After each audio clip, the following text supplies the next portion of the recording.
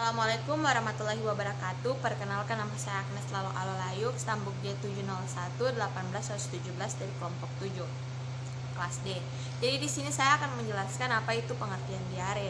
Diare adalah di mana satu kondisi atau rangsangan buang air besar yang terjadi terus-menerus disertai dengan keluarnya feses atau tinja yang kelebihan cairan atau memiliki kandungan air yang berlebih dari keadaan normal atau seperti pada umumnya.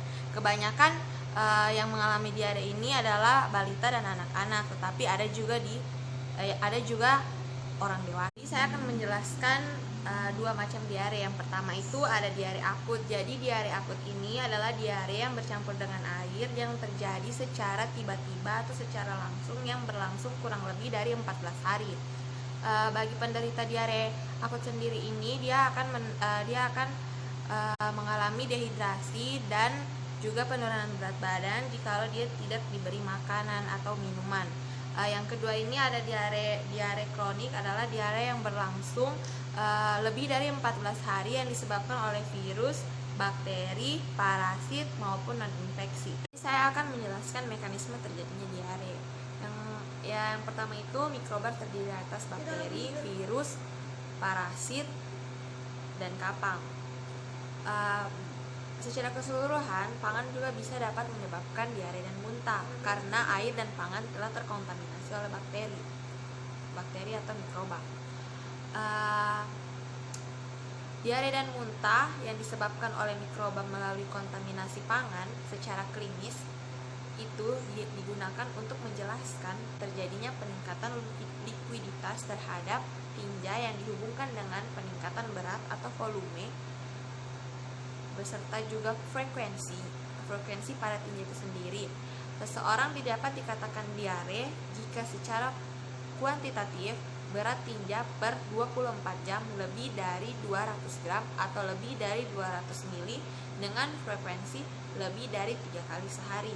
Itu dikatakan dia sedang mengalami diare. Assalamualaikum warahmatullahi wabarakatuh. Perkenalkan, nama saya Nurlaila, stambuk G701-18036, kelas D dari kelompok 7.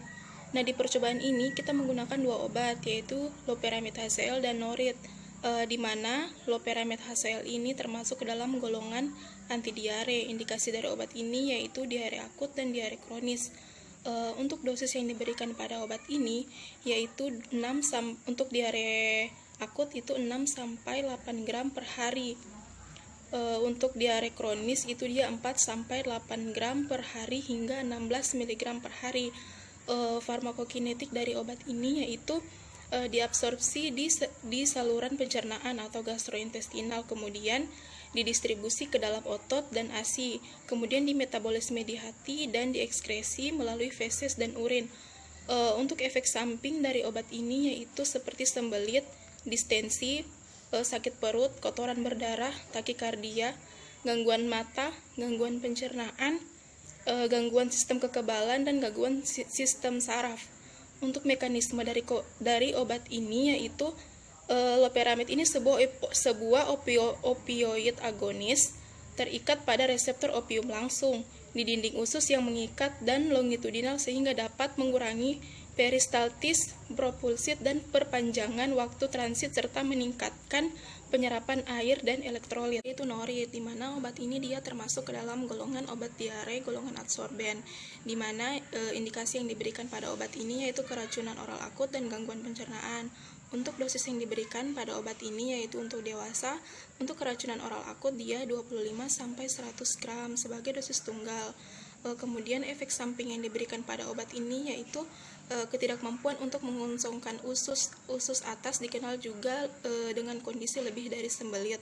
Kemudian farmakokinetik dari obat ini yaitu dia hanya diekskresi melalui feses sebagai bentuk yang tidak berubah. Mekanisme kerja dari obat ini yaitu menghambat penyerapan zat-zat berair atau iritan gastrointestinal. Selain itu, norit juga mengganggu sirkulasi asam empedu yang menghasilkan kadar kolesterol rendah. Sekian dari saya. Wassalamualaikum warahmatullahi wabarakatuh.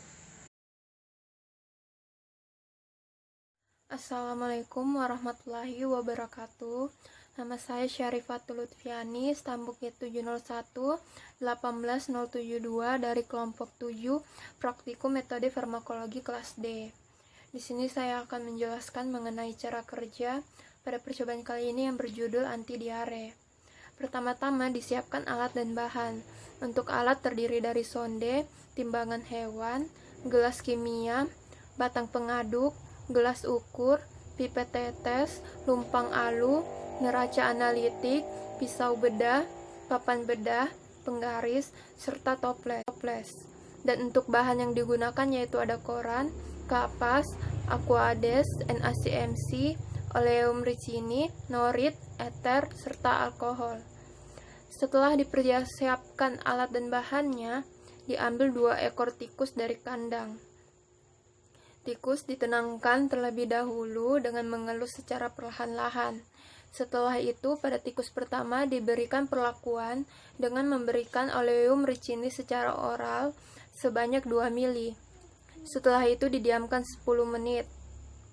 Di sini oleum ricini digunakan sebagai pengindar. Kemudian pada tikus kedua diberikan perlakuan dengan memberikan norit secara oral. Setelah itu didiamkan selama 5 menit. Norit sendiri berfungsi untuk membunuh atau menetralisasi bakteri penyebab diare dan menyerap zat berbahaya yang ada di saluran. Perlakuan rute oral yaitu dengan menjepit punuk tikus kemudian dibalikkan. Pastikan kepala lebih tinggi dari abdomen. Sonde diukur lebih dahulu panjangnya kemudian dimasukkan ke tepi-tepi dinding mulut tikus hingga masuk ke dalam esofagus. Setelah didiamkan, tikus pertama diberikan NaCMC 0,5% dan untuk tikus kedua diberikan loperamid HCl 2 mg per 70 kg berat badan tikus. Kemudian didiamkan selama 10 menit. Kedua tikus dianestesi menggunakan eter dan kemudian dibedah. Diambil bagian usus, setelah itu diamati dan diukur usus tersebut.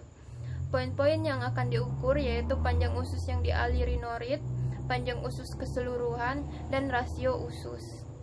Sekian dari saya. Wassalamualaikum warahmatullahi wabarakatuh.